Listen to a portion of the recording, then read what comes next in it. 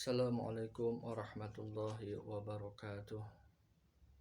Alhamdulillah wassalatu wassalamu ala rasulillah Sayyidina wa maulana Muhammad ibn Abdillah wa ala alihi wa ashabihi wa mawalah wa la hawla wa la quwata illa billah amma ba'dah. Alhamdulillah, puji syukur kehadirat Allah subhanahu wa ta'ala. Pada malam hari ini Allah telah memberikan nikmat sehat wal afiah kepada kita, sehingga kita bisa selalu menjalankan segala perintahnya serta menjauhi dan meninggalkan apa yang menjadi larangannya.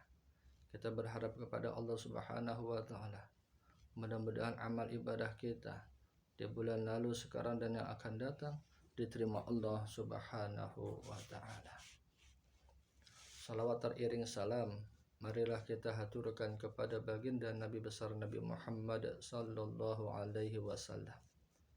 Dan kita berharap memohon kepada Allah subhanahu wa ta'ala, mudah-mudahan Allah memberikan kekuatan kepada kita sehingga kita bisa mudawamah, bisa istiqamah menjalankan segala apa yang menjadi perintahnya serta menjauhi dan meninggalkan apa yang menjadi larangannya.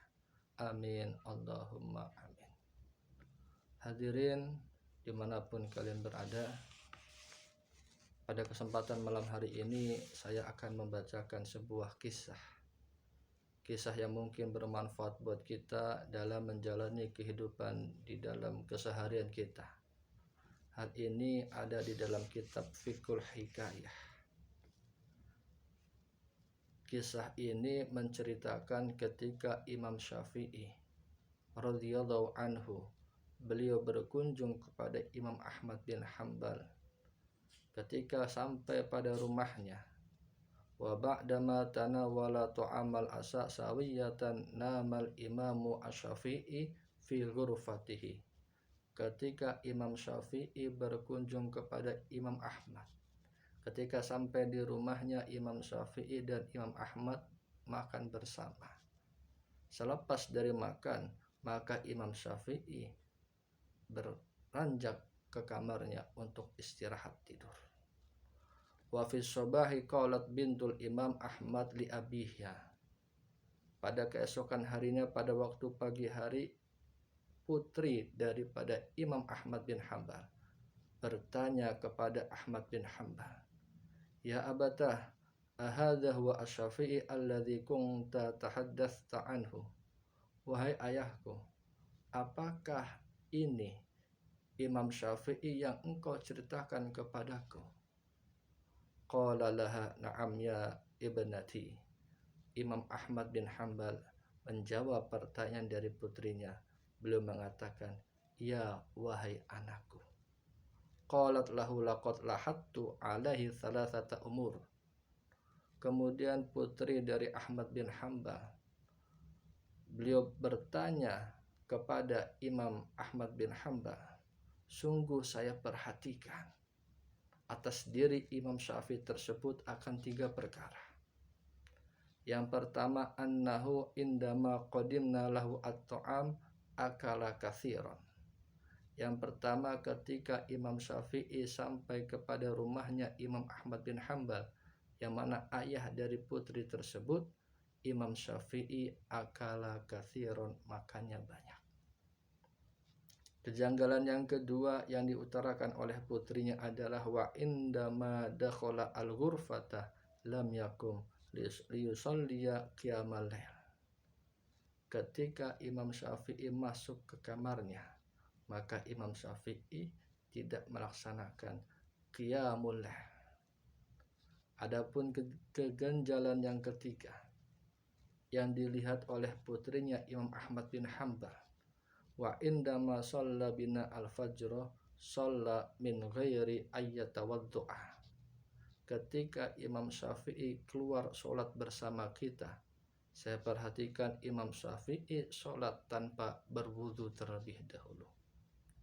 Artinya 3 perkara ini adalah keganjalan dari putri Imam Ahmad bin Hanbal, yang mana sesuai ekspektasinya bahwa Imam Syafi'i adalah orang yang zuhud. Imam Syafi'i adalah orang yang tekun dalam qiyamul lailnya. Imam Syafi'i adalah orang yang ihtiyat di dalam sholatnya. Ternyata yang disaksikan tidak sesuai dengan ekspektasinya. Oleh karenanya ditanyakan kepada Imam Ahmad bin Hambal selaku ayahnya. Setelah mendengar keluhan tersebut, Imam Ahmad bin Hambal langsung menjumpai Imam Syafi'i untuk menanyakan 3 hal tersebut. Wa idzan bil Imam Ahmad yuwaju al Imam Asy-Syafi'i bil mulahadati tsalathi. Imam Ahmad bin Hambal langsung berhadapan sowan kepada Imam Syafi'i untuk menanyakan ketiga keganjalan putrinya tersebut. Setelah mendengarkan cerita dari Imam Ahmad bin Hambal, kemudian Imam Syafi'i menjawabnya satu persatu.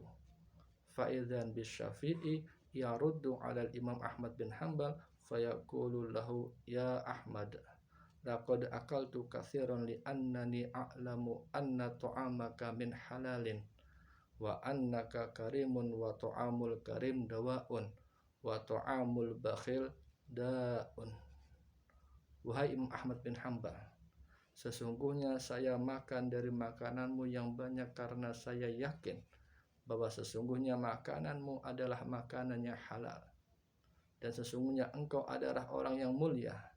Wa ta'amul karim dawa'un, dan makanan dari orang yang mulia adalah obat. Wa ta'amul bakhili da'un, dan makanan dari orang yang bakhil adalah penyakit.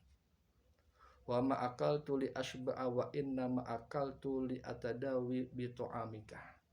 Saya makan dengan makan yang banyak bukan karena saya memikirkan perut saya hanya kenyang saja, tetapi saya niatkan untuk berobat dengan makananmu karena engkau adalah orang yang mulia dan makanan dari orang yang mulia adalah obat. Keganjalan yang pertama dijawab oleh Imam Syafi'i. Ternyata Imam Syafi'i makan makanan dari Imam Ahmad bin Hambal diniatkan itu adalah obat, karena makanan dari orang yang mulia adalah makanan yang halal, dan makanan yang halal adalah menjadi obat. Adapun keganjalan yang kedua, ketika putrinya melihat Imam Syafi'i masuk ke kamarnya tidak melaksanakan sholat qiyamul lail, dijawab oleh Imam Syafi'i, wa amma annani lam aqum al-laila fali annani indama wada'tu ra'si li anama nadhartu ka anna amami al-kitab wa sunnah. Sesungguhnya saya tidak melaksanakan qiyamul lail karena ketika saya meletakkan kepala saya untuk tidur, nadhartu ka anna amami al-kitab wa sunnah, saya melihat di hadapan saya itu seperti halnya kitab dan sunnah, Al-Quran dan hadis. Fafatahallahu alayya bithnaini wa sab'ina mas'alata min ulumil fiqhi al-islami. Kemudian Allah menampakkan kepada saya 72 permasalahan dari ilmu fikih. Aratu an anfa'a biha al-muslimin. Maka saya memikirkan 72 permasalahan tersebut, menjawab 72 permasalahan tersebut. Saya ingin agar bisa bermanfaat kepada orang-orang muslim. Falam yakun hunaka fursah li qiyamil lail. Oleh karenanya tidak ada waktu, tidak ada kesempatan untuk saya melaksanakan qiyamul lail. Jadi Imam Syafi'i, beliau tidak melaksanakan sholat tahajud pada waktu itu bukan karena beliau malas, bukan karena beliau ghaflah, tetapi beliau memikirkan 72 permasalahan yang akan dijawab dan akan bermanfaat buat al-muslimin. Sebenarnya kalau kita sandingkan ibadahnya seandainya qiyamul lail dengan menjawab 72 permasalahan, itu menjawab 72 permasalahan adalah ibadah al-muta'addi, sedangkan sholat tahajud adalah ibadah al-qasir. Ibadah muta'addi artinya ibadah yang bisa bermanfaat kepada orang lain, sedangkan ibadah qasir adalah ibadah yang bermanfaat buat diri sendiri. Dari perbandingan itu saja, maka menjawab ijtihad 72 permasalahan yang akan bermanfaat buat al-muslimin itu lebih didahulukan daripada tahajud yang mana termasuk ibadah al-qasir. Adapun keganjalan yang ketiga, ketika anak dari Imam Ahmad bin Hambal melihat Imam Syafi'i sholat bersamanya tanpa berwudu terlebih dahulu, maka jawaban dari Imam Syafi'i adalah wa amma annani sholaitu bikum al-fajr bi ghairi wudu'in. Sesungguhnya saya sholat bersama kalian, sholat fajar bersama kalian dengan tanpa berwudu terlebih dahulu. Wallahi ma namat aini hatta ujaddidal wudu. Maka demi Allah, saat mata saya tidak tidur. Laqad baqitu tulal laili yaqdhanan. Sungguh saya sepanjang malam tersebut dalam keadaan melek, memikirkan 72 permasalahan tersebut. Fasolaitu bikum al-fajr biwudu'il isya'i. Dan saya sholat subuh bersama kalian dengan wudu yang saya lakukan ketika sholat isya. Luar biasa. Ternyata ketiga keganjalan yang diperhatikan oleh putrinya Imam Ahmad bin Hambal dijawab oleh Imam Syafi'i. Setelah mendengar jawabannya, justru malah mahabbah Imam Ahmad bin Hambal, mahabbah putrinya teramat kuat terhadap Imam Syafi'i. Oleh karenanya, dalam kisah ini itu terdapat dua pelajaran yang bisa kita ambil. Yang pertama, janganlah mudah suudzon kepada ulama, karena bisa jadi yang kita lihat tidak sesuai yang beliau lakukan. Dan yang kedua adalah ketika ada permasalahan ini menyangkut orang yang besar, menyangkut ulama, maka alangkah baiknya adalah tabayun terlebih dahulu, seperti halnya tabayunnya Imam Ahmad bin Hambal kepada Imam Syafi'i langsung. Oleh karenanya, mudah-mudahan kisah ini bisa memberikan inspirasi kepada kita dalam menjalani kehidupan kita di sehari-hari, dan mudah-mudahan bermanfaat buat kita semua. Sekian dari saya, wallahul muwaffiq ila aqwamit thoriq. Wal afu minkum. Assalamualaikum warahmatullahi wabarakatuh.